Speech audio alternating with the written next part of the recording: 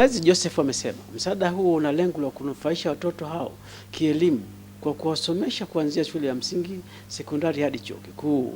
Hivyo basi nihimize jamii kuwasaidia watoto hasa wanaoishi katika mazingira magumu.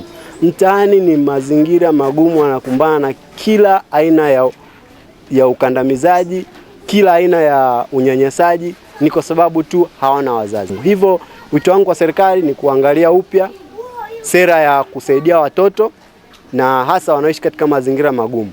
Unyanyasaji wa watoto umekuwa ukiendelea kwa kiasi kikubwa. Joseph amesema ufadhili huo pia utakarabati kituo, kuboresha mazingira ya watoto kituoni, kujenga zahanati, kufufua mradi wa ufugaji wa kuku na bustani za mboga ili kuboresha lishe ya watoto hao.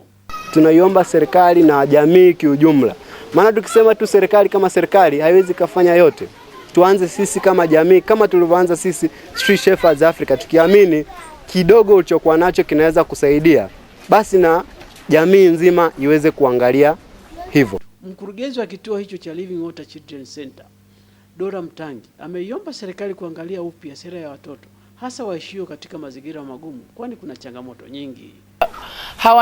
Hawa ni wanadamu kama watoto wengine wote walioko majumbani. Wanahitaji kula, wanahitaji kunywa, wanahitaji kuvaa, wanahitaji kulala, wanahitaji kutibiwa na wana mahitaji mengine yote kama watoto wengine wote. Kwa anapokuwa katika kituo, yuko mahali ambapo ni kama nyumbani. Kwa hiyo kwa Tanzania wenzangu, tukiweza kuwasaidia watoto hawa, tutakuwa tumeokoa taifa. Baadhi ya watoto wanaishi kituoni hapo wamemshukuru mfadhili kwa kukubali kukarabati kituo na wameiomba serikali pamoja na wadau mbalimbali kujitokeza kuwasaidia katika mambo mbalimbali yanayowakabili kituo.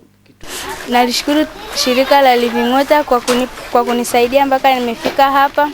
Naiomba serikali iangalie vituo kama hivi na kuwapa misaada kama walimu, chakula na mengineo. Nalishukuru shirika la Street Shepherds African kwa kutufadhili. Na kiripoti kutoka Arusha, mimi ni Halifa Mshana wa TBC.